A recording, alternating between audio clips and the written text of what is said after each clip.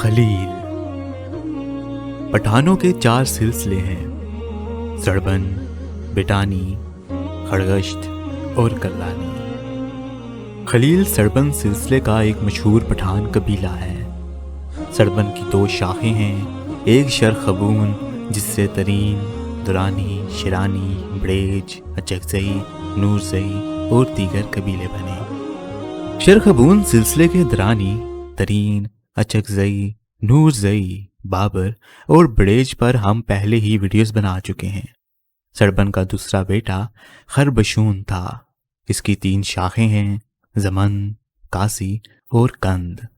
کند کی 2 شاخیں ہیں، ایک شاخ خشے جس سے یوسف زئی، ککیانی اور ترکلانی قبیلے بنے، جبکہ دوسری شاخ سے گوریا خیل قبیلہ بنا۔ گوریا خیل اور یوسف زئی پر ہم پہلے ویڈیوز بنا چکے ہیں۔ گوریا خیل کی 4 شاخیں ہیں: خلیل، دولت یار، چمکانی اور زیڑانی۔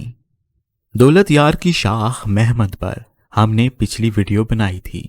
آج کی ویڈیو گوریا خیل کی ایک اور شاخ خلیل پر ہے۔ خلیل کی 2 شاخیں ہیں، ایک عمر اور دوسرا بارہ۔ خلیل کی زیادہ تر ذیلی شاخیں بارہ سے بنی۔ خلیل کی شاخ عمر سے 3 ذیلی شاخیں نکلی: یعقون، یوسف اور شیخ عباس، جبکہ خلیل کی دوسری شاخ بارہ کی 3 بڑی شاخیں ہیں: برق زئی، تلزر زئی اور اسحاق زئی۔ خلیل کی دیگر مشہور شاخوں میں مت زئی، بارو زئی، سلار زئی اور عکاش زئی شامل ہیں۔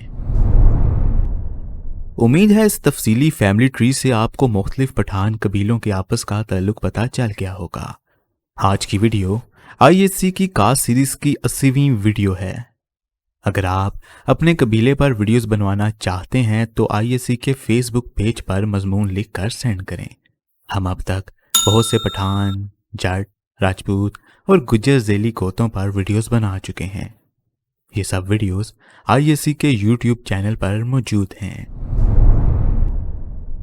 آغاز میں خلیل دیگر گوریا خیل قبائل کے ساتھ قندھار کے آس پاس آباد تھے۔ بعد میں آبادی بڑھنے اور زمینوں کی کمی کی وجہ سے وہ غزنی کے مغرب اور جنوب میں منتقل ہو گئے۔ 13ویں صدی میں منگولوں کے وسطی افغانستان پر حملے کے نتیجے میں مہمند اور خلیلوں نے وہاں سے کابل اور ننگرہار نقل مکانی کر لی تھی۔ 15ویں صدی میں خلیلوں کی ہزارہ اور مغلوں کے ساتھ کافی جھڑپیں ہوئی۔ اس کے علاوہ دلازاق قبیلے کے ساتھ بھی ان کی کافی لڑائیاں ہوئیں۔ دلازاق اس وقت خیبر پاس کے مشرق کے پورے علاقے پر قابض تھے اور شہنشاہ ہمایوں کے وفادار تھے۔ 16ویں صدی میں خلیل ننگرہار کے صوبے سے پشاور ہجرت کر گئے۔ 16ویں صدی میں مغل شہنشاہ بابر کے انتقال کے بعد اس کے 2 بیٹوں ہمایوں اور مرزا کامران کے درمیان تخت کے لیے سول وار ہوئی۔ مرزا کامران کو مہمندوں اور خلیلوں کی سپورٹ حاصل تھی، جبکہ دلازاقوں نے ہمایوں کا ساتھ دیا۔ اگرچہ تخت کی جنگ ہمایوں جیت گیا، لیکن دلازاقوں اور خلیلوں کے درمیان جنگ میں جیت گوریا خیل قبائل کی ہوئی۔ اس جیت کے نتیجے میں پشاور پر خلیلوں کا قبضہ ہو گیا۔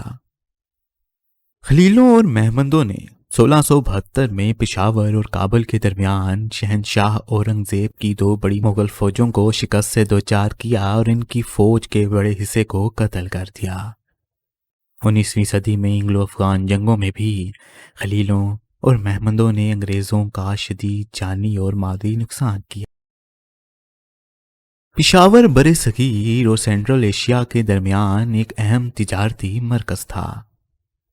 چونکہ پشاور کا کنٹرول زیادہ تر خلیلوں یا دیگر گوریا خیلوں کے پاس تھا، اس لیے ان قبائل کی بہت اہمیت تھی۔ ان علاقوں میں مختلف ٹیکس کلیکٹر ہوا کرتے تھے جن کو ارباب کہا جاتا تھا۔ اس لیے خلیلوں کے سربراہ کو بھی ارباب کہا جاتا ہے۔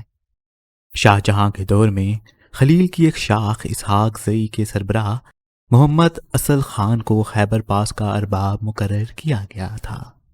اس مناسبت سے خلیلوں کو آج بھی کچھ علاقوں میں ارباب کہا جاتا ہے۔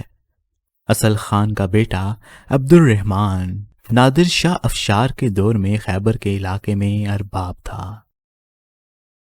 خلیلوں کے اگر دیگر پشتون قبائل سے تعلقات کا اگر جائزہ لیں تو ہمیں یہ پتہ چلتا ہے کہ زیادہ تر ادوار میں ان کے افریدی اور مہمن قبائل کے ساتھ اچھے تعلقات ہی رہے۔